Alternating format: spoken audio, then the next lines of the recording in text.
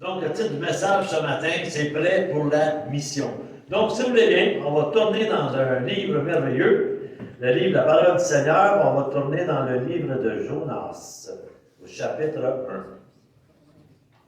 Jonas, chapitre 1, versets 1 à 16.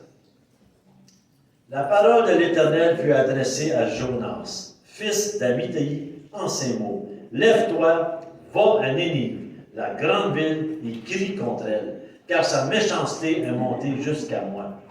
Alors Jonas se leva pour s'enfuir à Tarsis, loin de la face de l'Éternel. Il descendit à Jaffa et trouva un navire qui allait à Tarsis. Il paya le prix du transport et s'embarqua avec les gens pour aller à Tarsis, loin de la face de l'Éternel. Mais l'Éternel fit souffler un grand vent sur la mer. Il s'éleva sur la mer une grande tempête. Le navire menaçait de se briser. Les marins eurent peur. Ils implorèrent chacun leur Dieu et lancèrent dans la mer les objets qui étaient sur le navire pour s'en alléger. Jonas descendit au fond du bateau, se coucha et s'endormit profondément. Le chef d'équipage s'approcha de lui et lui dit, « Pourquoi dors-tu? Lève-toi, invoque ton Dieu. Peut-être que Dieu se modérera à notre égard et nous ne périssons pas. » Ils se dirent l'un à l'autre, « Venez et tirons au sort pour connaître celui qui nous attire ce malheur. » Ils tirèrent au sort et le sort tomba sur Jonas. Alors, ils lui dirent, « Explique-nous ce qui attire ce malheur. Quelles sont tes affaires et d'où viens-tu? Quel est ton pays? De quel peuple es-tu? » Il leur répondit, « Je suis hébreu et je crains l'Éternel, le Dieu des cieux qui a fait la mer et la terre ferme. » Ces hommes furent saisis d'une grande crainte. Il lui dit, « Qu'as-tu fait là? » Car ces hommes savaient qu'ils fuyaient loin de la face de l'Éternel parce qu'il leur avait expliqué. Ils lui dirent, « Que te ferons-nous pour que la mer se calme envers nous? » Car la mer était de plus en plus démontée. Il leur répondit, « Prenez-moi, jetez-moi dans la mer, et la mer se calmera envers vous, car je sais que c'est moi qui attire sur vous cette grande tempête. » Ces hommes ramaient pour gagner la terre ferme, mais ils ne le purent, parce que la mer était toujours plus démontée contre eux. Alors ils invoquèrent l'Éternel et dirent, « Éternel, nous t'en prions, que nous ne périssions pas à cause de la vie de cet homme, et ne nous charge pas d'un sang innocent. Car toi, Éternel, tu as agi comme tu l'as voulu. » Puis ils prirent Jonas et le jetèrent dans la mer, et la fureur de la mer s'arrêta. Ces hommes furent saisis d'une grande crainte de l'Éternel. Ils offrirent un sacrifice à l'Éternel et firent des vœux. Seigneur, je te remercie de ta parole de ce matin. Ta parole, elle est vie.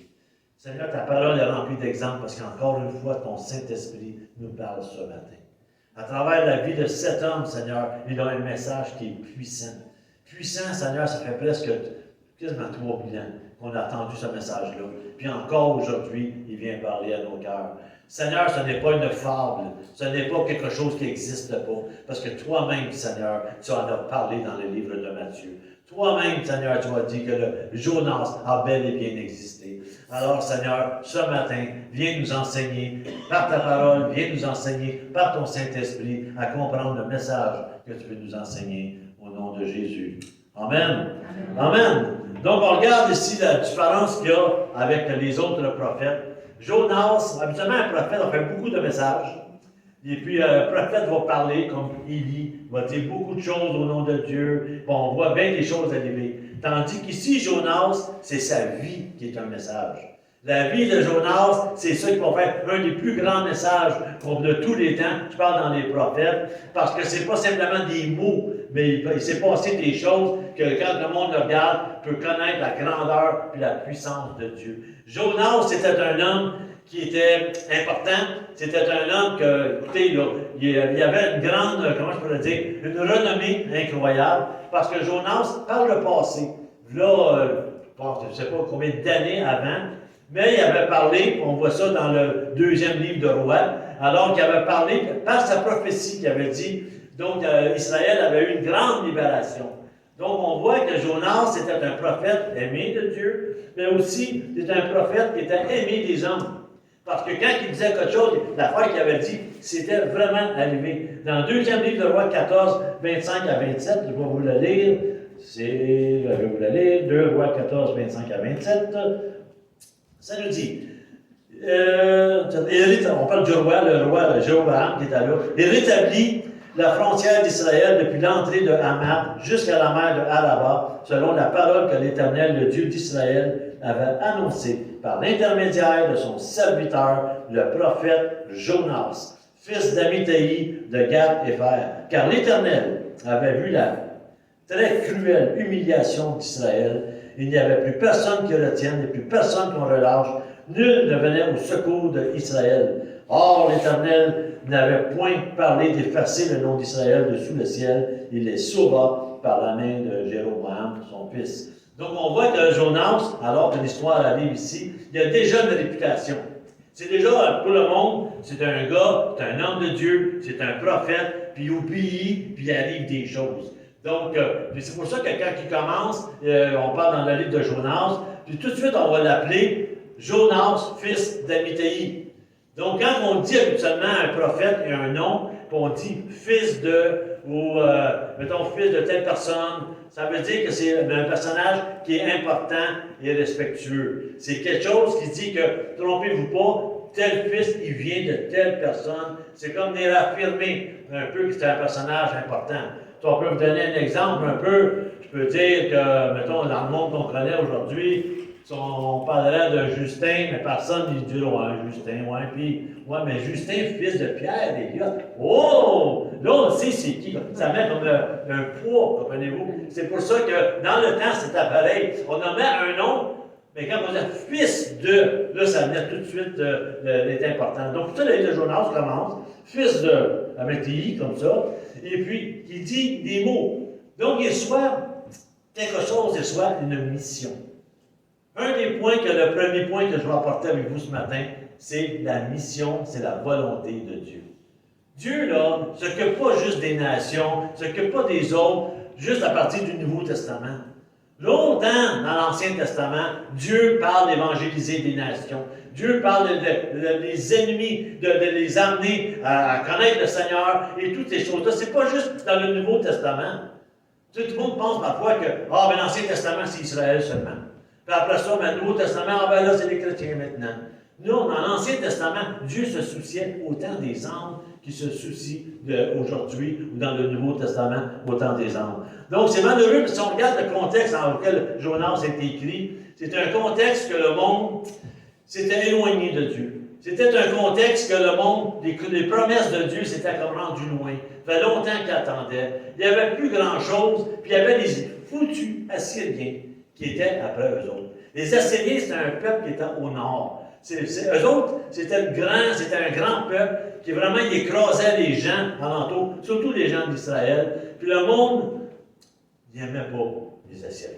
Autant que les Assyriens étaient pour le nord, autant que Babylone était pour le Juda, puis le sud d'Israël. Donc, l'ennemi numéro un, c'était les Assyriens. Puis voyez-vous, c'est que même si le peuple était détourné, puis il faisait le mal, et quoi, toutes ces choses-là, c'est que Dieu ne permettait pas que son peuple s'éloigne. Il a mis des prophètes, il a mis des gens, surtout à partir de... Il y en avait dans le temps de Salomon, puis de David, parce qu'on sait que David, le prophète Nathan, puis on sait avec Salomon, et d'autres prophètes. Mais tout de suite après les rois, on voit que Dieu a mis vraiment des prophètes, des gens qui ont parlé, on en voit des grands prophètes. Là. On voit Isaïe, on voit Jérémie, on voit Ézéchiel, Daniel, tous des grands prophètes. Mais il y a aussi des petits prophètes qui étaient là. Pas parce que c'est des petits prophètes qui n'étaient pas importants, c'est parce que leur ministère est plus petit. C'est pour ça qu'on les appelait les petits prophètes. Isaïe a un ministère au-delà de 50 ans. Donc, c'est pas un grand prophète parce qu'il savait plus de choses, mais c'est que Dieu s'est servi plus longtemps de certaines personnes. Ici, Jonas, Dieu s'en sert, comme on a vu avec, dans le deuxième livre de Roi, 14, mais on en parle ici de Jonas. Puis après ça, on n'en parle plus. C'est comme si Pourquoi on n'en parle plus? Pas parce que Jonas n'aimait pas Dieu, pas parce que Jonas ne croyait pas en Dieu, c'est parce que Jonas, par son attitude, il a désobéi à Dieu. Puis malgré sa désobéissance, Dieu s'est servi de lui pareil. Parce que Dieu se sert de nous de n'importe quelle façon. Même si on n'obéit pas parfois, Dieu va se servir de notre désobéissance pour toucher des âmes, puis toucher qui bien qu'il voudra. Mais ici, on a l'histoire de Jonas comme ça. Donc, on voit que le but du prophète, c'était de parler de la volonté de Dieu, c'était parler d'être proche de Dieu, c'était parler également de jugement, des promesses, des rafraîchissements. C'est ça que le prophète devait proche du peuple de Dieu pour leur dire les choses. C'était comme l'intermédiaire entre Dieu et les hommes. Parce que le Saint-Esprit venait sur le prophète. Puis le prophète, il pouvait dire les choses venant de Dieu. Prophète, ça veut dire parler de la part de Dieu. Donc, le Saint-Esprit n'entrait pas dans le prophète. Ça, on a ça dans le Nouveau Testament. Mais il était sur le prophète. C'est pour ça que quand l'Esprit de Dieu arrivait sur quelqu'un, il pouvait prophétiser et dire des choses, des oracles de Dieu. Donc, c'est pourquoi que Jonas, c'en était un qui parlait comme ça, mais comme n'importe quelle personne était vraiment pécheur, comme n'importe qui entre nous était pécheur, puis j'ai côté de sa chair. Heureusement qu'il y a des histoires comme ça dans la parole, parce que ça n'est juste des hommes parfaits, on sera bien malheureux. Et quand on regarde des hommes imparfaits, comment Dieu a agi, mais ça nous donne, on dit, ben, on n'est pas si pire que ça, dans le fond, on n'est pas mieux que les autres, pas pire que les autres. Donc, Jonas, son nom veut dire colombe. Il vient de Gath-Hépher, c'est la Galilée. Jonas vient de la Galilée, puis c'est un nom, colombe. Imaginez-vous, colombe, c'est ça, ça veut dire Jonas. Et puis, c'est un prophète, selon la chronologie, ça serait le premier des prophètes. Je parle de ceux qui ont écrit des livres, là, ça c'était le premier. Parce que lui, là, c'est dans le bout de 800-900 ans avant Jésus-Christ. Tandis qu'Ésaïe, c'est dans les 500 avant Jésus-Christ. Puis il y en a d'autres dans les 400, les 300. C'est tout est beaucoup, mais lui, ça serait le plus vieux. Donc, après les livres d'un roi, deux rois, chroniques et tout ça, ça serait le plus vieux selon l'ordre chronologique, parce que lui, il parle des choses avant que les autres même soient nés, même de 200 ans et plus, avant Ésaïe, avant Jérémie et tous ces prophètes-là. Donc, c'est le plus vieux dans les prophètes. Puis, quand il dit Dieu, il en donne une mission. Jonas, voici ta mission. Je pensais à l'émission quand j'étais jeune. Voici votre mission. Si vous écoutez cette mission, ce message va s'autodétruire après. Mais là, le message n'est pas autodétruit. On l'a encore ici ce matin, le même message. Va à Nénive, il crie contre elle. Ça, là, pour nous, ça a l'air, c'est une petite mission qu'il y a. Mais pour Jonas, c'est la pire mission que Dieu pouvait demander. Pourquoi? C'est simple. Jonas haït les Assyriens. Il les aime pas, les Assyriens. Pour lui, là, c'est une gang de bandits, de voleurs, de tueurs, puis il mérite juste la mort. Il mérite d'être détruit. Donc, quand Dieu, là, il dit, va à Nénive, il crie contre elle. Laissez-moi vous dire que Nénive, c'était pas une petite ville. Nénive, c'était il appelait ça dans le temps, 4 villes, puis ils étaient ensemble, les 4 villes. Il disait qu'il y avait au-delà, selon les commentaires, 1500 tours. Des tours d'à peu près, il disait entre 40 et 50 mètres. Donc quand même, c'est assez haut. Il y en avait 1500 sur les 4 villes. Puis ils disent que traverser Nénive, dans le milieu, c'était à 3 jours de marche. Pour traverser Nénive, puis elle était entourée d'une muraille. La muraille était assez large que sur-dessus de la muraille, il pouvait passer 3 voitures avec des chevaux. 3, un à côté de l'autre. Donc, c'était large, c'était une grosse ville. C'était une ville qui était puissante à l'époque. Il y avait des grands rois, il y avait c'était incroyable comment il y a Shonibal qui était là, il y en avait d'autres, et des rois qui étaient très puissants, Sénécharim. Mais c'est une ville qui était méchante. C'est une ville qui avait, comme on peut dire, rien n'était à leur épreuve. Vous savez, là, quand tu règnes, quand tu es fort, quand tu as beaucoup d'argent, quand tu as un pouvoir sur toutes les autres, habituellement, c'est rare que quelqu'un va être sensé, puis quelqu'un va être droit, puis quelqu'un va être raisonnable, intelligent. Habituellement, tu tombes dans le mauvais côté, puis tu deviens que tu fais tout ce que tu veux. Tu n'as plus aucune conscience, absolument rien.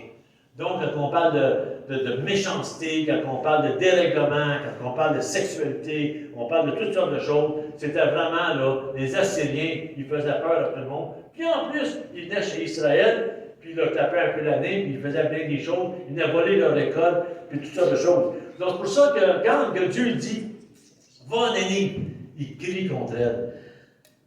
Jonas ne veut pas. Il ne veut pas. On ne peut pas dire que je suis contre ce qu'il va dire Jonas, parce que beaucoup d'entre nous, on a un petit Jonas de caché. Hein? Des ennemis parfois qu'on regarde, des gens qui ont fait mal, des gens qui ont violé, des gens qui ont tué des enfants, puis tout ça, des affaires comme ça, là. Je ne sais pas si Dieu dirait, ben, va en prison, puis va leur parler du Seigneur. À celui qui a violé 2-3 enfants, qui les a tués. Ah, je pense, Seigneur, qu'il ne veut pas rien savoir, il mérite la mort, vraiment. Là. C'est ça qu'on lui dirait la plupart d'entre nous. C'est pour ça que je ne comprends pas, mais je ne comprends pas. Oui, je comprends. Mais quand j'ai regardé déjà une histoire d'un Américain, une Américaine, que son enfant avait été vraiment massacré, puis tué, puis violé, puis toute l'affaire, elle avait été en prison. Elle avait été pardonnée en prison. Puis, en tout cas, ça a fait une grande affaire. Et puis, elle a entendu aussi que. Il avait accepté le Seigneur aussi, mais je ne suis pas sûr. Il avait accepté le Seigneur. Hein? Mais ça, là, quand je regarde ça, là, ça n'aurait pas été moi qui aurais fait ça. Non, je ne me cache pas, je n'aurais pas été capable. Ah, j'aurais pas été capable. Elle a pris beaucoup de guérison, beaucoup de Seigneur, parle-moi, parle-moi. Ça prend toute une obéissance pour faire cela. Parce qu'en dedans de toi, là, tu as juste la méchante et la mauvaise pensée. Donc, c'est pour ça que pour vous, tout le monde a été en courant en prison. Ben, moi, j'allais rester en arrière et je l'aurais regardé faire. Ou encore, j'allais dire, hey, Pasteur Fernand, tu es allé en prison à ma place? C'est ça, j'allais faire. Pasteur Fernand, il est en prison. Il n'y a pas de problème. Mais n'empêche que Jonas ne voulait pas. Il ne voulait pas. Puis, c'est pourquoi il ne voulait pas? Parce qu'il sait, il connaît Dieu. Jonas, malgré qu'il ne veut pas, il connaît, il sait que Dieu, c'est une personne d'amour, c'est une personne, oui, qui est rigide, mais c'est une personne qui est toujours prête à pardonner. Écoutez, là, il est allé avec le peuple, puis il sait qu'il est prophète, hein? Quand ça allait mal, le prophète parlait, ben là, le monde est arrivé, il y avait des problèmes, tout le monde se repentait, et voilà, la gloire de Dieu revenait. Puis c'est ça, là, c'est un denti, tout l'Ancien Testament. Donc Jonas connaît le peuple. Jonas, il sait, lui, il sait que si on va les voir, ils vont se repentir, puis Dieu est tellement bon qu'il n'arrivera rien. Donc, l'une des choses, c'est qu'il ne veut pas pantoute. Puis, deuxième chose, pourquoi il ne veut pas non plus, c'est parce qu'il se dit, écoute, si jamais je m'en vais là, puis Dieu va vous punir. Puis, mettons qu'il se repente, il va passer pourquoi, lui? Ça n'arrivera pas, Dieu va vous punir. Le monde va dire, ben oui, c'est facile à dire, parce qu'ils se sont repentis, je pense. Ça a été vraiment plus spectaculaire si Dieu s'allait venger. Donc, vous savez, c'est toutes les questions qui font que Jonas, quand il a reçu ça, ça n'a pas pris 2-3 jours de prière et de jeûne. Tout de suite, il y a eu une réaction. Vous savez, parfois, là, on peut être des hommes et des femmes de Dieu. Parfois, on peut faire des choses qui déplaisent au Seigneur complètement. Ça arrive pas juste à Jonas, que Jonas aimait. Regardez, si on regarde dans le... Oh, mon Dieu, si on regarde dans plusieurs places dans la parole de Dieu, on voit que même, mettons, on a parlé du fils prodigue il n'y a pas tellement longtemps. Quand le fils prodigue, quand le frère il est revenu, l'aîné, c'est un homme qui était proche du père, c'était un homme qui aimait le père, qui servait le père, mais la colère du fils, quand il a vu que son frère était revenu, puis l'autre il avait tout ordonné, son père, la colère était là. Pourtant, il aurait dû se réjouir. Mais son père est allé le voir, hein, d'avoir l'aîné, puis regarde, viens, pardonne, ton frère t'a perdu, il est revenu. Mais la colère était là. Donc, on ne peut pas s'échapper bien de la colère. Il y a un autre endroit aussi dans le... On parle de Jacques. Vous savez, Jacques, là, celui qui a écrit un livre dans la parole, puis qui dit fais attention de la manière que tu parles, la langue, c'est bien dangereux, modération avec la langue, et parce que parfois tu peux dire des choses, tu peux blesser. Hein, quel homme sage, Jacques, hein? Jean, l'apôtre de l'amour, hein? Ah, c'est... Imagine-toi, l'apôtre de l'amour avec l'homme sage avec sa langue. Quelle belle affaire ça doit faire, n'est-ce pas? Tu dis, il était avec Jésus en plus. Donc, il y avait le maître à côté d'eux. Tout était là pour que ça soit l'accordéon, tout ce qu'on veut. Mais quand on va dans Luc, on va voir ces deux personnes-là qu'on aime beaucoup, n'est-ce pas? On va les voir dans Luc 9. Jésus voulait passer à travers la Samarie pour aller à Jérusalem. Et puis, il était avec ses disciples-là. Donc, dans Luc 9, versets 52 à 56, ça nous dit, lorsqu'ils s'approchèrent les jours où ils devaient être enlevés du monde, il prit la ferme résolution de se rendre à Jérusalem. Et envoya devant lui un messager, ils lui dirent en route, ils entrèrent dans un village de Samaritains afin de faire des préparatifs pour lui. Mais on ne le reçut pas parce qu'il se dirigeait vers Jérusalem. À cette vue, les disciples Jacques et Jean, les disciples merveilleux, dire, Seigneur, veux-tu que nous disions au feu de descendre du ciel et de les consumer? Il se tourna vers eux et les reprit sévèrement en disant, vous ne savez de quel esprit vous êtes animés, car le Fils de l'homme est venu non pour perdre des âmes, mais pour les sauver. Puis ils s'en allèrent d'un autre village. Donc, ça se peut que vous soyez des personnes proches de Dieu, proches du Seigneur, qui aiment le Seigneur, qui ont vu les miracles du Seigneur, puis qui marchent avec le Seigneur. Ça peut arriver dans un moment dans votre vie où tu souhaiterais que le feu du ciel tombe sur ton ennemi. Mais c'est pas ça que le Seigneur nous demande de faire. C'est pourquoi que Jonas, avant de dire « Ah, le méchant Jonas », des fois, il faut se regarder dans un miroir, on va peut-être dire « Ah, Jonas, oh, Jonas », puis en prendre comme un exemple. Et puis c'est là qu'on voit que Jonas, il a pris une décision. La décision qu'il prend n'a pas été longue, comme je le disais tantôt. Aussitôt qu'il dit va là-bas, ça dit, mais dans le même verset, ça dit il descendit à Jaffa, il trouva un navire qui allait à Tarsis, puis il paya le prix du transport. Vous savez, on est tous appelés. On fait partie de l'armée de Dieu. On est tous appelés, on est enfants de Dieu. Puis le Saint-Esprit est en chacun de nous. Quand on se réunit ensemble, on forme cette armée qui est forte, cette armée qui est puissante devant Dieu. Puis on l'a chanté tantôt, hein, le tout pouvoir, la puissance, on chante, c'est notre général, c'est lui, on est son armée. On est supposé de prendre ça à cœur vraiment, puis d'accomplir la mission qu'il nous demande de faire. Hier, j'étais allé, hier au matin, faire des commissions avec mon épouse. Et puis j'ai arrêté dans un restaurant pour aller chercher quelque chose pour emporter. Et puis alors j'attendais en ligne comme ça, puis je regardais, il y avait des gens qui étaient là de l'armée canadienne. Il y avait des hommes, des femmes habillés en soldats. Vraiment habillés en soldats, là, prêts à aller à la guerre, avec les grosses bottes noires, vous savez, le costume là, vert, les feuilles, là, puis avec le chapeau, le béret, toute l'affaire, vous savez. Et puis je regardais, ils étaient là en ligne. Et puis, je me disais, hey, comment ça? Même eux autres doivent manger. Ils attendaient en ligne comme ça. Et puis, je regardais, ils étaient respectueux.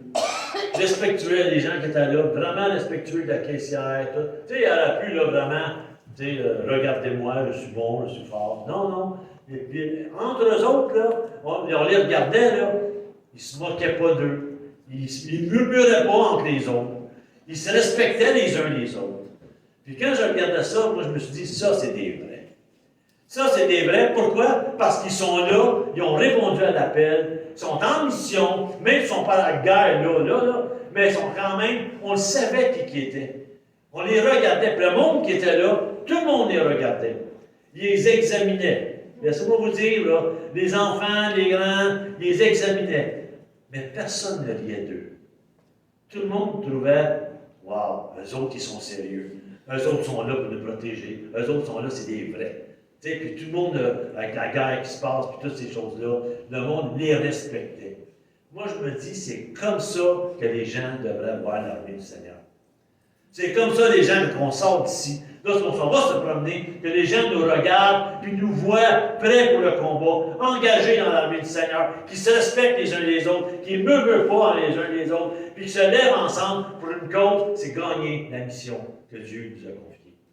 C'est ça que je me disais hier en regardant, ça serait vraiment merveilleux. C'est les églises ensemble, c'est les gens ensemble, on se mettait tous ensemble, on allait des victoires, au lieu de se diviser, au lieu de se faire du mal. Imaginez-vous le soldat hier, là, si on avait vu, mettons, 2-3 qui étaient assis là, 2-3 là-bas, puis elle a parlé lui contre l'autre. Qu'est-ce que tu aurais dit? Ou encore, là, commencer à chicaner, ou commencer à se taponner, ou... tu aurais dit, mais voyons donc, il n'y avait rien à tirer en l'eau. Mais la manière qui se comportait, ça en disait là. C'est des gens qui avaient été drillés, c'est des gens qui se comportaient de façon convenable, c'est des gens qui étaient conscients de qui étaient. Je pense que dans l'Église, c'est comme ça qu'on devrait fonctionner pour savoir qui on est. C'est pas important celui qui tire celui qui tire la mitraillette, celui qui conduit le van, ou celui qui charge le char d'assaut, celui qui a, mettons, un pilote d'avion. Pas important. Ils ont tous des rôles différents. Mais ils appartiennent tous à la même armée. Puis quand je les regardais manger, il y avait tout l'appareil. Non, il y avait tout l'appareil. Il n'y en avait pas un parce qu'il était plus spécial que lui. Il était tout pareil. Donc c'est pour ça que je dis, l'Église, c'est la même chose. On est différents, des choses différentes, mais on devrait ensemble quand le monde sort dehors, avoir un certain respect, parce que nous, on respecte notre Église, on respecte notre frère, on respecte notre sœur, c'est comme ça que Dieu veut qu'on soit. Dieu le dit tout le temps, hein? Pardonnez-vous les uns les autres, aidez-vous les uns les autres, c'est tout le temps ça. Aimez-vous les uns les autres. C'est tout le temps ça que le Seigneur nous demande de faire. Pourquoi? Parce qu'il sait que quand on est unis, il n'y a pas grande force des ténèbres qui peut nuire quand les gens sont unis. Donc, la mission, premièrement, donc, la volonté de Dieu. Donc, on tombe dans la volonté de l'homme. La volonté de l'homme, c'est qu'on sait qu'est-ce qu'il a fait tout de suite, sans même attendre un autre. Je dis un autre verset, mais la réalité, c'est nous autres qui met les versets par après. Là.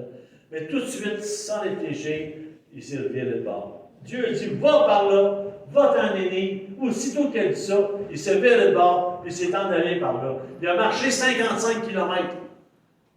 C'est long, là. De où ce qu'il était jusqu'à Jaffa, sur le bord de l'océan, 55 km. C'est comme quelqu'un qui marche d'ici à Trois-Rivières. À peu près. Hein? C'est long à pied. C'est long à pied, hein? Imaginez-vous si ça venait chez nous, ça serait long de 50 km plus haut. Mais là, il a fait la moitié chemin, 55 km, il s'en va à pied comme ça. Puis là, quand il arrive à Jaffa, non simplement qu'il désobéissait au Seigneur, mais ça lui a coûté quelque chose. Il a fallu qu'il fouille dans sa poche, dépenser de l'argent pour fuir le Seigneur. Imaginez-vous là, comment c'est ridicule. Le gars, il paye pour simplement se sauver du Seigneur. Puis aller où? Aller dans une ville qu'on appelle Tarsis. Vous savez, là, quand on regarde 100 ans avant Jonas, il y avait le prophète Élie. Le prophète Élie, souvenez-vous, alors qu'il confrontait les dieux Baal, puis les prophètes, puis lui, Élie, son seul désir, c'est que montrer la gloire de Dieu à tous ces gens-là. Puis quand il a vu qu'avec tout ce qui est arrivé, puis le monde, il continuait à pourchasser, Élie était comme fatigué, découragé, il demandait même à mourir. Puis lui, Jonas, c'est pas ça. Il ne veut pas que Dieu manifeste sa gloire là-bas. Il ne veut pas. Lui, là, on va demander à Élie, va à Nénive, il crie contre elle. Ah, Élie, elle était le premier. Puis elle était tellement contente de voir le monde se repentir. Il a été heureux, Élie. Mais pas Jonas. C'est pour ça que Jonas, on en parle ici, un petit peu avant, on n'en parle plus de Jonas. Tandis qu'Élie, on le voit à Transfiguration, Élie, on voit qu'il a été enlevé dans un char, n'est-ce pas, qu'il est parti dans un tourbillon, puis on voit qu'Élie a eu quelque chose de spécial, parce qu'il faisait la volonté de Dieu, il voulait que les âmes soient sauvées. Tandis que Jonas, lui, c'était absolument le contraire. Puis même quand Jonas, il va y aller, on verra ça plus tard, mais Jonas avait une très mauvaise attitude. Donc, vous savez, quand je regarde ça, pour nous, on dit, oui, mais si moi j'aurais été là, j'aurais pas fait ça. Mais elle n'a pas enfui à Tarsis. Pourquoi Tarsis? Parce qu'ils disent que dans le livre d'Isaïe, le dernier livre, le 66e livre, il parle que Dieu dit qu'il parle de Tarsis. Tarsis, c'est une ville d'Espagne. C'est une ville que la parole de Dieu n'a pas encore atteint, mais qu'elle va atteindre plus tard, mais qu'en ce moment-là, Isaïe le dit, à Tarsis, c'est la parole de Dieu ne s'est pas encore rendue. Donc, c'est pour ça qu'il voulait s'en aller dans ce bout-là. Vous savez, là, quand on ne fait pas la volonté de Dieu, on veut se sauver dans un endroit où on est loin de Dieu. Hein? Quand tu veux faire un péché, tu veux désobéir à Dieu, c'est pas dans l'église qu'on va faire ça habituellement. Tu vas faire ça au restaurant après, ou à côté, ou plus loin. Mais pas dans l'église. Voyons donc. Bientôt la présence de Dieu ici en ce moment. Donc, c'est la même chose. Donc, il se pousse. Puis, il pense qu'il va se cacher. Maintenant, il pense qu'il va se cacher. Parfois, nous, on fait la même chose. Dieu nous demande des choses. Dieu nous demande d'obéir. Je sais qu'on est très fort dans nos familles. On va aider. On va faire des choses. Les hommes et les femmes, on va travailler fort pour nos enfants. On va donner une maison. On va travailler beaucoup. Leur donner à manger. Toutes sortes de choses. Puis parfois, nos yeux sont fixés là-dessus. Mais le Seigneur, parfois, nous demande de faire des choses. On ne le fait pas. On est là à travailler fort, puis même se sacrifier pour gagner, pour avoir une maison, puis une belle voiture et tout ça. Le Seigneur va nous demander parfois des choses, puis on va dire non, ça ne me tente pas. Quand on fait ça, c'est un peu comme si on prendrait le bateau, notre propre bateau, puis on s'en allait un peu plus loin. Puis quand le Seigneur dit, regarde dans ma parole, je te demande de dire des choses, je te demande de faire des choses, non, je ne veux pas. Puis là, tu t'éloignes. Si on parle tantôt de la famille, combien il y en a, on en a parlé dans les derniers sermons, quand la personne, les familles sont là, et puis ils travaillent. Je connaissais quelqu'un, et puis il est décédé aujourd'hui, et puis c'était un homme, donc quand je connaissais quand il était jeune, Et puis, j'allais jouer au golf avec lui, on faisait du ski, on allait jouer au pool, tout ça l'affaire. Et puis, lui, ce monsieur-là, il disait, c'est bien simple. Il avait une mentalité. Il y a 24 heures dans une journée. 8 heures pour travailler, 8 heures pour dormir, puis 8 heures pour s'amuser. Lui, c'était ça. 7 jours semaine. Non, il n'allait pas à l'église, je sais. Puis il travaillait fin de semaine pour payer son plaisir. Mais lui, qu'est-ce qu'il faisait? C'est à tous les jours, quand l'été, il allait jouer au golf. Je ne pas dit que c'est mal jouer au golf, c'est bien jouer au golf. Mais lui, c'était 3, 4, 5 fois par semaine qu'il allait jouer au golf. Après ça, l'hiver, c'était du ski. Puis entre les deux saisons, c'était le billard, c'était le bowling, tout ça. Je sais, j'étais avec lui. C'est un monsieur qui avait quand même plus vieux que moi. Moi, j'avais 20 ans à l'époque. Lui avait peut-être une cinquantaine d'années, à peu près, fidèle. Et puis, c'était un homme, vous savez, c'était comme ça. Pour lui, sa famille, c'était pas important. Pas important. Mais lui, qu'est-ce qu'il faisait? Dieu, il demandait pourtant, passe du temps avec ta famille. Tu sais, OK, c'est vrai, tu travailles, tu t'amuses, c'est vrai, mais passe du temps avec ta famille. Lui, il n'était jamais dans sa famille. Il était toujours parti. Il allait juste coucher là, puis il s'en venait, puis il partait. Ou il allait travailler, puis c'était ça, fidèle. Toute sa vie, c'était ça. Il y a eu des problèmes dans sa famille, des divorces dans sa famille. Même lui, il a fait de l'adultère, parce qu'il avait besoin de relations, mais il n'était jamais avec sa femme. Donc, il faisait ça avec la coéquipière de golf. Toutes sortes de choses. Donc, on voit que ce gars-là, Dieu demandait de s'occuper de sa famille, de faire des choses. Puis lui, au lieu de ça, il mettait son emphase ailleurs que sur Dieu, ailleurs que sur sa famille. Puis sa famille, elle a payé le prix. Ça lui a coûté de l'argent de faire ces choses-là. Pourquoi? Parce que désobéir, en réalité, que si Dieu demandait de faire, occupe-toi de ta famille. Ça n'occupait pas. Ça n'occupait pas. Quand quelqu'un travaille 6 jours par semaine, puis rien qu'une journée pour passer du temps avec sa famille, puis qu'il ne voit jamais, puis s'organise pour aller ailleurs, mais à un moment donné, tu payes le prix parce qu'il va arriver des choses. Surprends-toi pas si ta famille arrive des choses. Des fois, on fait tout ce qu'on peut, puis il arrive des choses. Mais des fois, on fait des choses aussi qui, ça va donner des résultats aussi qui n'étaient pas totalement appréciés. Donc, on revient à notre affaire de Jonas. Jonas, quand il a reçu la parole de Dieu, va à Néné, Jonas est en train de juger Dieu. Jonas est en train de dire, regarde, tu m'as demandé de faire ça, mais moi je crois qu'il ne mérite pas d'être sauvé. Alors, je vais prendre ma décision, puis je m'en vais prendre le bateau. Puis je m'en vais à Tarsis, je vais payer le prix, je m'en fous, je m'en vais. Puis alors qu'il s'en va comme ça, parce que Jonas n'était pas proche de Dieu. Il pouvait être prophète de Dieu, Dieu pouvait se servir de lui, mais Jonas n'avait pas le cœur de Dieu. Puis ça, le cœur de Dieu, tu l'as simplement quand tu es en relation avec lui. Il y a beaucoup de gens, je vous le dis, beaucoup de gens qui vont à l'Église depuis des années, puis qui n'ont pas encore le cœur de Dieu. L'Église, c'est pas juste aller à une rencontre, puis après ça, tu t'en vas, puis c'est terminé. C'est pas juste ça, c'est la relation de l'Église. C'est la relation avec ton maître. Même quand le monde n'est pas autour de toi, cette relation-là est encore avec Dieu. Puis qu'est-ce que tu fais? C'est que tu agis en fonction de ta relation avec Dieu. Jonas, il n'avait pas ça. Il avait une conduite qui était insensée. Puis Jonas, il avait une désobéissance à Dieu. Vous savez, là, quand il est allé dans le bateau, ça a commencé à brasser. Là. Il était avec des nations. Ça brassait, là. L'eau rentrait quasiment dans le bateau tellement que ça brassait. Puis lui, il faisait quoi? Il a complètement allé dans le sous-sol du bateau. Il dormait profondément. Quand il dit il dormait profondément, comment peux-tu dormir profondément quand le bateau s'en va de tout bord, de tout côté? Les marins qui conduisaient le bateau, ils en avaient peur. Ils avaient peur parce qu'ils disaient au secours, ils ont commencé à crier à leur Dieu. Lui, qu'est-ce qu'il faisait? Il dormait. Ça me fait penser à une image parfois que je vois le monde en train de périr. Le monde s'en va dans les mauvaises affaires. Le monde croit n'importe quoi. Puis souvent, il y a beaucoup de gens, beaucoup de ces enfants au Seigneur qui dorment profondément. Il ne faut pas parler trop fort. Ils dorment. Puis si tu parles de la parole, pas trop fort, ça peut les vexer. On est rendu parfois comme ça. On est rendu que des églises, je ne parle pas de notre église, vous savez, je parle de tout le monde. On est vraiment parfois inerte. Il arrive des choses, puis on dirait que l'Église n'est pas là. C'est pourquoi que quand je regarde Jonas, c'est une image de l'Église, Jonas un peu. Il dort. Il dort. Jusqu'à temps que, c'est qui va le réveiller? C'est les marins, c'est le monde, c'est les nationalités. Hey, qu'est-ce que tu fais ici? C'est quoi? Dis-nous qu'est-ce qui arrive? On n'est pas habitué à ça. Qu'est-ce qui se passe? C'est qui, toi? Pourquoi tu dors? Pourquoi tu ne fais pas comme nous autres? Prier tous tes dieux, puis toute l'affaire. Pourquoi tu ne fais pas comme nous autres? Il n'y a rien qui marche. Puis là, alors qu'il demande ça, il répond. Jonas, il répond vraiment. Parce qu'il y a une tempête et tout ça. Si on va dans le verset 8. Alors, il lui dit, explique-nous ce qui nous attire ce malheur. Quelles sont tes affaires et d'où viens-tu? Quel est ton pays? De quel peuple es-tu? Tu sais, il demande, t'es qui toi exactement? T'es le seul qui dort. Tout le monde est en panique. Sa réponse, ça me fait tellement rire. Réponse, verset 9.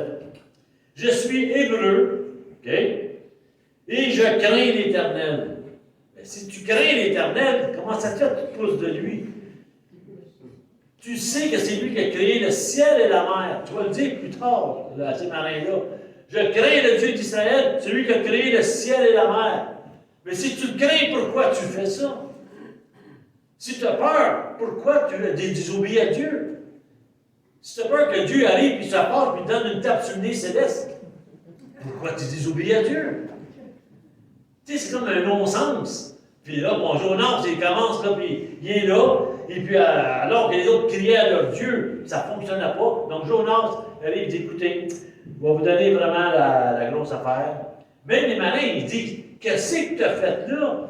Tu te sauves de ton Dieu, celui qui a créé tout ça, tu te sauves de ton Dieu. Même le monde n'en revenait pas de voir l'Hébreu, l'enfant de Dieu, ne croyait pas. Donc, mais les autres, ils comprenaient, lui, il ne comprenait pas. Donc, c'est pour ça qu'ils disent, verset 10, ces hommes furent saisis d'une grande crainte. Il lui dit, qu'as-tu fait là? C'est évident. Ça fait penser à Ève dans le jardin d'Éden. Hein, qu'est-ce que Dieu a dit à Ève quand puis à Adam? Qu'as-tu fait là? La même affaire. Là, c'est le monde qui dit ça. Qu'as-tu fait là? Tu n'as pas peur de ton Dieu? Nous, on est prêts à tout faire pour nos dieux. Toi, tu n'as pas peur de lui. Tellement borné à ne pas vouloir faire la volonté de Dieu pour aller prêcher la parole à Nénive. Il était prêt à faire n'importe quoi de l'ami Jonas. N'importe quoi. Mais quand on regarde dans l'histoire ici, Dieu va se servir de Jonas, même si lui, il ne veut pas. Même si lui, il ne veut pas. Quand on regarde l'histoire, imaginez-vous le portrait, le bateau, plein de nationalités à l'intérieur du bateau, et puis qu'il y a quelqu'un qui est là, que vraiment, il n'y a pas l'accord de Dieu, parce qu'il s'est sauvé, et puis là, ça brasse, ça brasse. Vous savez, quand on regarde cette image-là, ça me fait penser un peu à un type, un peu comme notre Seigneur. Quand le Seigneur est venu sur terre, imaginez-vous, c'est comme sur le bateau, ça brasse, le péché, les nationalités, tout le monde est là. Puis le Seigneur, qu'est-ce qu'il a fait sur la croix? Il est devenu ennemi. À cause de nos péchés que lui a portés sur lui, il est devenu ennemi de Dieu. Puis il fallait qu'il meure pour sauver le peuple, ceux qui vont croire en lui. Mais les marins ont cru en Jonas. Ils ont dit, c'est toi qui as la malédiction. C'est toi qui attire toutes ces choses-là. Donc, ce qu'on va faire, c'est que, on va dire comme tu as dit, ils ont pitché par-dessus bord. Puis là, le calme est revenu. Le Seigneur Jésus a fait la même chose. Ils l'ont tué avec nos péchés, mais lui était innocent. Il était innocent. Même, regardez, quand les malins crient, ça ne fait pas penser à quelqu'un, ça. Quand les malins, ils disent, au verset 14, alors ils invoquèrent l'Éternel, ils disent, Éternel, nous t'en prions, que nous ne périssions pas à cause de la vie de cet homme, et ne nous charge pas d'un sang innocent.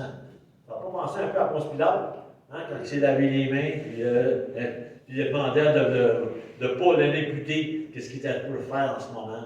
Donc, on a un type, Seigneur, même dans sa désobéissance, Jonas est devenu un type, Seigneur. Autrement dit, à cause qu'il était parti comme ça, les nations qui étaient là, ils ont pu, ceux qui croyaient en lui, ils ont pu quand même éviter la tempête. Mais c'est beaucoup plus que ça. C'est que lui qui en voulait à Nénive, puis c'était pas des Hébreux, c'était un peuple étranger, Dieu l'envoie à travers un bateau qui a plein de peuples étrangers, même pas un comme Nénive, plein de peuples, puis il se sert de Jonas, parce que quand ils l'ont pitché à l'eau, le calme est revenu, puis ils ont fait quoi les malins? Ils ont vu qui était vraiment Dieu. Il s'est servi de la désobéissance de Jonas pour parler aux marins qui étaient là, qui sans ça, ils n'auraient peut-être jamais entendu parler de Dieu. Puis ça nous dit au verset 15, ils prirent Jonas et le jetèrent dans la mer, et la fureur de la mer s'arrêta. Ces hommes furent saisis d'une grande crainte de l'Éternel. Ils offrirent un sacrifice à l'Éternel et firent des vœux. Voyez-vous comment que Dieu peut se servir parfois comme une désobéissance pour toucher des personnes que vous nous regardez faire sur notre chemin. Dieu est incroyable comment il peut se servir de toute personne. Imaginez-vous quand la personne « Sers-toi de moi ». Quel ravage dans le royaume ennemi qu'on peut faire. Hein? Quel ravage qu'on peut faire. Vous savez, il y a quand il y a des tempêtes dans notre vie, puis là, il faut faire attention, parce que je ne veux pas que les gens disent « Ah, tu as une tempête dans ta vie parce que tu désobéis à Dieu. » Non, non. Tu as deux versions. Pas deux versions, deux choses. Parfois, c'est Dieu. Oui. Dieu fait arriver des choses, comme on a vu à Jonas. Là, c'était Dieu qui était là. Il voulait absolument parler à Jonas. Il voulait que Jonas puisse sa mission. Puis là, c'est Dieu qui a envoyé ces choses-là. Mais parfois, c'est l'ennemi qui a envoyé ces choses-là. Quand Jésus traversait avec les disciples, puis d'autres barques aussi, la tempête apaisée qu'on a vue, puis ça dit, soudainement, une bourrasque s'est levée, puis là, Jésus savait que c'est une attaque ennemie. Ça brassait dans le bateau, là. Mais Jésus savait que c'est une attaque ennemie. Pour ça que Jésus s'est levé, puis il a dit, tais-toi! Elle a arrêté immédiatement. Parce que là, Jésus parlait pas à son père, il parlait à l'ennemi. Parce qu'il savait que l'ennemi ne voulait pas qu'il se rende de l'autre bord. Parce que de l'autre bord, il y avait un homme possédé des légions, des démons, puis il savait ce qui s'en venait. Donc c'est l'ennemi. Donc parfois, il y a des tempêtes dans nos vies parce qu'on désobéit à Dieu. Mais parfois aussi, c'est parce que c'est l'ennemi qui nous en veut. Vous pouvez marcher dans la bonne direction, puis avoir une méchante tempête alentour de vous. Contrairement à ce que le monde dit parfois. Ah, ben non, il ne doit pas être dans la volonté de Dieu. C'est une tempête. Ce n'est pas dans la volonté de Dieu s'il t'arrive des choses. Mais dans ce cas-là, Jésus, ce n'est pas la volonté de Dieu. Parce que toute sa vie, il est arrivé des choses, puis ils l'ont tué, ils l'ont crucifié, puis ils l'ont craché, ils l'ont tout fait ça. L'apôtre Paul, lui, voilà. Hein? Pierre, lui, crucifié en envers. Les apôtres, tout le monde est martyr, tout ça. Des fois, dans la volonté de Dieu, il arrive des choses que l'ennemi veut tout faire pour nous empêcher. Il va arriver des tempêtes. Mais aussi, quand tu marches les yeux sur Dieu, que tu crois en Jésus-Christ, puis tu fais tout, puis tu te repens, puis tu marches selon sa parole, habituellement, les tempêtes qui viennent, c'est pas bien de Dieu. Ça va être l'ennemi qui va se montrer. Mais Dieu nous a donné la force de dominer l'ennemi. Donc, avec lui, on peut passer à travers les tempêtes de toutes sortes. De pas juste ça, même dans Acte 27 avec l'apôtre Paul, quand il s'en allait, vous savez, là, ils ont fait le naufrage, le serpent qui s'est pris après sa main, tout ça. On voit là, c'est encore l'ennemi qui ne voulait pas. Il a tout fait pour que Paul périsse, mais Dieu en a pris soin, il l'a emmené à la place que Dieu voulait qu'il soit. Mais si on revient à Jonas, ça nous dit qu'il a passé une fois dans l'eau, 3 jours et 3 nuits dans le ventre d'un poisson. Je lisais un article un jour de Schubert. Schubert, c'est un auteur, un compositeur autrichien. Et puis dans les années 1800 à peu près.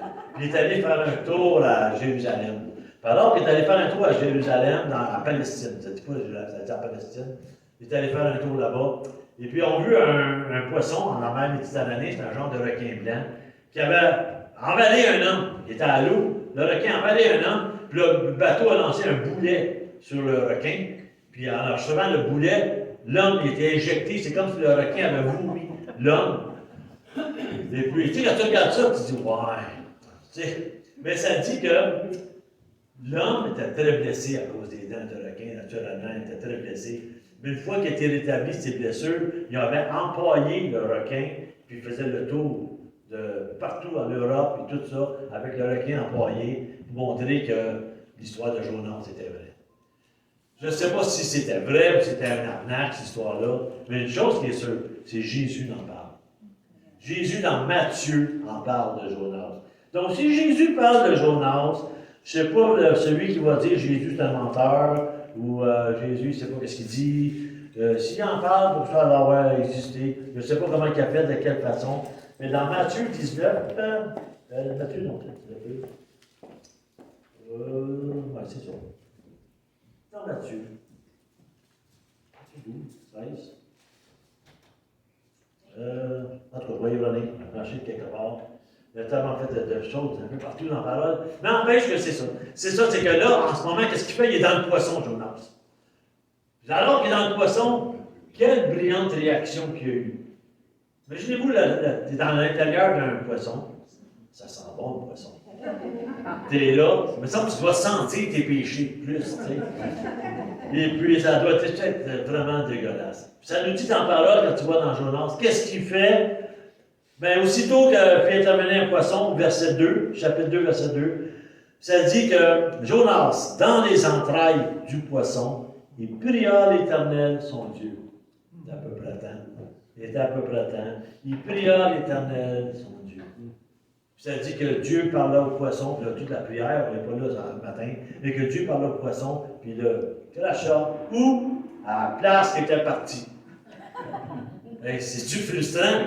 Il a dépensé de l'argent, marché 50 ans, Là, ça dit, Dieu le ramena à l'endroit, puis la chose qu'il dit à Jonas, lève-toi, va à Néné, il crie contre elle. Tu sais, parfois, là, on sauverait bien des soucis si on écouterait Dieu. On sauverait bien des problèmes si on écouterait Dieu. Mais le problème, c'est qu'on n'écoute pas Dieu. On pense que nous, on a l'affaire, on pense qu'on prend des bonnes décisions, souvent des décisions importantes, sans prier, sans connaître sa volonté. Donc, on se lance là-dedans plein poumon. Puis là, il y a plein de choses qui arrivent. Puis là, à un moment donné, Dieu te sort de là, puis il te ramène au point de départ. Je te demande de faire ça. Claude nous avait parlé une fois d'un désert. Puis il y a des gens qui sont dans un désert parfois, parce que Dieu le veut. C'est Dieu qui les a placés dans le désert. Comme quand le peuple a sorti d'Égypte, Dieu a eu un temps pour parler à la personne, pour transformer la personne. Puis Claude disait, parfois, là, la personne passe un grand temps dans le désert. Puis là, il sort la personne du désert, puis il le regarde, il demande s'il a compris. Il n'a pas compris, il le remet dans le désert. Puis là, ça tourne encore, il le sort. Il y a des gens qui ont passé leur vie dans le désert. Parce qu'ils ne veulent pas comprendre. Parce qu'ils ne veulent pas comprendre. Puis là, on a une histoire, c'est avec Jonas. Quand Jonas arrive, puis Dieu le remet à la même place. S'il avait voulu se sauver encore, je suis sûr qu'il aurait arrivé d'autres choses. Parce que Dieu voulait que Nénive entende parler. Mais Dieu se sert de tout point. J'ai lu dans un commentaire que Nénive, c'est un des dieux qu'il y avait, c'est le dieu Dagon. Vous savez, le dieu là, qui est en forme de poisson. Et puis que l'Arche de l'Alliance avait été dans le temps, et puis le Dagon est tombé, la tête est partie. Mais il paraîtrait que Nénive, dans le temps, Dagon, c'était un de leurs dieux. Donc, quand Jonas est revenu, puis qu'il est allé à Nénive prophétiser, dans les commentaires, il disait, parce que ça avait dit des choses, puis il savait que les marins l'avaient jeté à l'eau, puis il savait aussi que le poisson avait rejeté notre ami Jonas. Donc, c'est un peu comme si il s'avait battu avec leur dieu Dagon, puis que Dagon avait perdu, et puis Jonas était revenu. Donc, quand Jonas a commencé à ouvrir la parole, à parler à Nénive, tout le monde se sont repentis. Même les rois, tout le monde. Puis c'était gros, là. La ville, là, était vraiment grosse, énorme. Mais quand il est allé, Jonas, et puis il y a eu une repentance, malgré que, imaginez-vous, hein, c'est un peu comme quelqu'un qui prêche la parole de Dieu. J'espère qu'ils accepteront pas. J'espère qu'ils ne feront pas ça. J'espère qu'ils vont continuer à faire la méchanceté. C'est drôle, mais ça, comment peux-tu parler de l'affaire? Je veux vous montrer que parfois, on pense qu'on est bien bon parce qu'on dit des beaux mots, des belles affaires. Mais en réalité, c'est le Saint-Esprit qui convainc les gens. Il est arrivé là, lui, puis c'était pas profond. Mais pas du tout. Parce qu'on l'a vu après. Hein, en dernier de sa vie, là, il est assis sur une montagne. Puis tout le monde là, se repent, puis toute l'affaire. Puis là, il est frustré. Il est frustré parce que le monde se repent. C'est là que Dieu parle à Jonas. Puis il dit, pourquoi tu fais ça? L'important, c'est que les âmes soient sauvées. Et puis, c'est la même chose aujourd'hui. Ça ne change pas. Quand on va dans la parole, là, pour nous, là, si on va, mettons, dans Matthieu, le dernier verset, ça nous dit, verset 19, « Allez depuis toutes les nations des disciples, baptisez-les en mon nom du Père, du Fils et du Saint-Esprit. Enseignez-leur à garder tout ce que je vous ai prescrit. Et voici, je suis avec vous tous les jours jusqu'à la fin du monde. » On va dans Marc. Marc, encore là, en dernier, quand Jésus arrive, puis quand Jésus s'en va, qu'est-ce qu'il dit? Allez dans tout le monde, verset 15, et prêchez la bonne nouvelle à toute la création. Celui qui croira et qui sera baptisé sera sauvé, mais celui qui ne croira pas sera condamné. Là, il dit, voici les signes de ceux qui auront cru. Ça, on voit ça dans Marc. Après ça, on s'en va dans Luc. Vous savez, dans tous les évangiles, puis à part de tout ce qu'il va dire Paul, dans toutes les épîtres qu'on va voir, même dans Luc, il va leur dire au 47, au 46, en dernier, ainsi il est écrit que le Christ souffrirait, qu'il ressuscitait d'entre les morts, et que la repentance en vue du pardon serait prêchée en son nom à toutes les nations, à commencer par Jérusalem. Plusieurs places, c'est le message qu'il a laissé à son Église. C'est quoi? C'est prêcher sa parole, parce qu'il y a un jugement qui s'en vient. Dieu il aime les âmes, Dieu il aime les voleurs, Dieu aime tout le monde. Dieu, là, il aime tous ceux qui vont revenir à lui. Combien il y en a des prisonniers qui ont accepté le Seigneur, puis qu'aujourd'hui Dieu s'en sert avec puissance. Pourquoi? Parce qu'il veut absolument sauver des âmes. Puis quand Jésus est venu sur cette terre, il est mort sur la croix, c'est pour sauver moi et vous. C'est pour sauver tous ceux qui vont croire en lui. C'est ça la mission qu'on a. Donc la mission, c'est pas s'asseoir, c'est pas rien faire, c'est aller dans les nations, puis annoncer qu'il y a un jugement qui va venir. Pas y aller d'une façon méchante, pas d'une façon leur taper sa tête avec la Bible, mais leur faire comprendre. C'est ça notre mission sur la terre. C'est pourquoi c'est l'Église qui va s'occuper de sa mission. C'est une Église qui va grandir, c'est une Église qui va être en santé. C'est une Église qui va avoir la bénédiction de Dieu.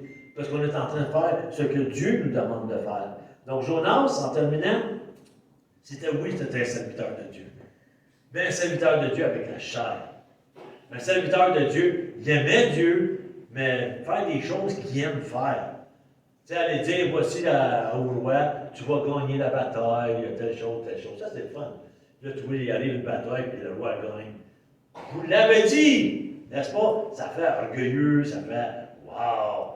Mais quand Dieu demande des affaires, que ça ne fait pas ton affaire, c'est pas mal plus difficile. Puis je pense qu'en chacun de nous, parfois, Dieu va nous demander des choses faciles, là, ça c'est le fun, tu sais. Des petites choses, c'est bien plaisant. Mais quand il nous demande des choses difficiles, quand il va nous demander, va voir telle personne qui te fait mal, demande-lui pardon. Pour l'avoir, pas pour le pardon, pardonner à lui. Non, je te demande pardon parce que je t'en ai voulu. Je te demande pardon parce que je t'en ai égorgé.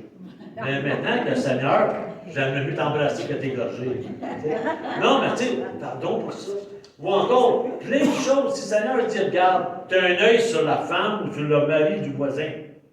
Hein, tu as un œil dessus. Regarde ce que je t'ai demandé. Je t'ai demandé de garder ton conjoint.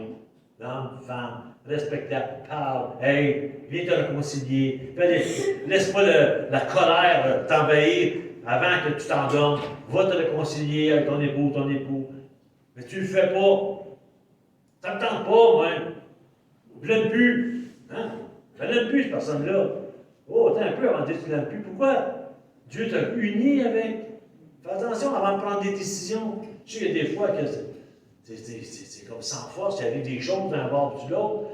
Souvent, l'homme ou la femme va tout faire pour le couple, puis l'autre, il couche, l'adultère, et tout ça de choses, puis méchanceté, battre une femme, maintenant, c'est battre des hommes, des fois, ça arrive. Donc, non, c'est vrai, il y a des hommes qui passent des mauvais quart d'heure, des fois.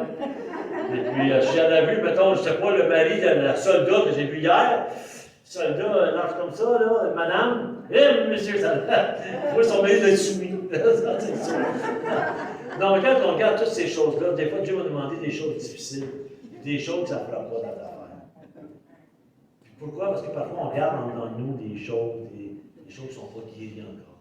On regarde l'amertume, on va regarder toutes sortes de choses qui font que le Seigneur voudrait se servir de nous. Puis nous, non, je ne veux pas. Non, je ne veux pas. Prends un temps avec moi. Prends un temps de prière. Prends un temps de lecture. Prends un temps avec moi. Non, je ne veux pas. Je suis occupé. Tu as mis ta journée, là, regarde, va souper, là, prendre la bière, va regarder, là, va me coucher. Non, j'en connais des gens de même. Oui, des croyants. Aujourd'hui encore, ils font ça. Il y en a d'autres, par contre, c'est le contraire. Mais simplement, quand on regarde l'histoire de Jonas, juste à rappeler la mission qu'on a. Puis de qui qu'on est. On est l'armée de Dieu. On est l'armée de Dieu. C'est pourquoi on l'a chanté ce matin. Hein, on a chanté la tempête, tout ça de choses. On l'a chanté, on est dans la joie. Le premier chant, je l'aime beaucoup, que c'est un chant qui est joyeux. C'est un chant qui est dans le train. Donc, on devrait être comme ça. Je sais que c'est pas toujours facile. On a souvent des épreuves, souvent des choses. Mais si on a les yeux sur les épreuves, on va couler. Si on a les yeux sur Dieu, on va passer à travers, parce qu'on est avec lui. Amen.